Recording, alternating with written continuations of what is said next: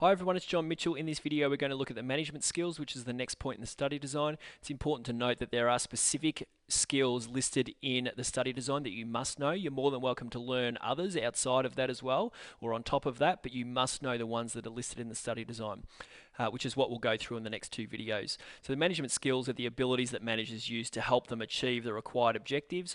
All managers of all levels, so whether they be a supervisor manager or a senior manager like a CEO, will use a range of skills depending on the situation that they are given. So typical management skills include, and we'll go through the ones that are listed in the study design. First of all, communication, which is the transfer of information from sender to receiver and the ability to listen to feedback. Now the communication can be verbal or non-verbal. It's important that the skill is used in, it's a really important skill, that's used in many situations. So most situations will require some form of communication, whether that be just simply passing on information to an employee or some other kind of stakeholder, or a discussion where two-way communication is important and is used so that the manager not only delivers information but is receiving information from key stakeholders to maybe help them make decisions or find out more about a situation. Delegation is the process where authority and responsibility is passed down from the manager to employees. So that really passing down of tasks or responsibility to the employees, that helps free up the time of the manager, but also it helps improve the skills and experience of the employee. So rather than the employee just doing their normal day-to-day tasks that they would carry out every single day, now that the manager is delegating more responsibility to them, that helps develop their experience and also skills of taking on that responsibility, so that hopefully that helps develop them as a person and as an employee so that they can continue to move up the hierarchy and go for promotions and those types of things.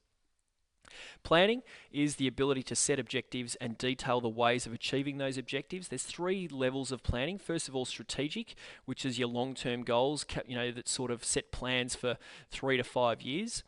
Tactical planning is your medium-term goals, which hopefully will be set to achieve in 1 to 2 years, and operational, which is your short-term goals, your day-to-day or monthly type plans. So it's important that all of those goals are in alignment. So, for example, your operational plans are in alignment to achieve the medium-term goals, and then obviously everything that the that the business does is aiming to achieve the strategic goals of the business.